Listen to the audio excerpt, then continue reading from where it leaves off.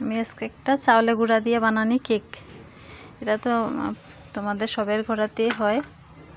আমি আজকে যেটা বানাইতেছি,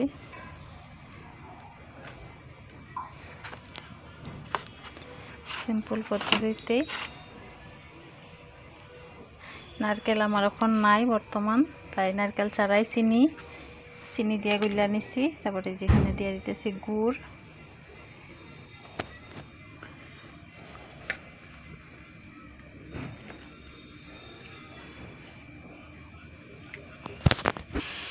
এরকম ভাবে কাপটা ভইরা নিলাম।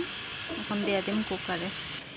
আগেও 2টা মান হয়েছে, পরে দিয়ে দিলাম কুকারে। বাটি একটা দিয়ে ঢাকনা দিয়ে দিম। এই যেটা প্রথম একটা হইল, আর এটা গুড় মাত্র নামাইছি।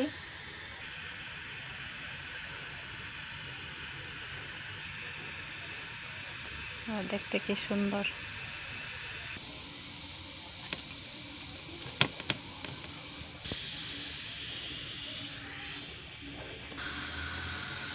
আমি আজকে বানাইলাম ভাপের পিঠা। দেখতে কিরকম হইলো কমেন্ট করে জানাইবা।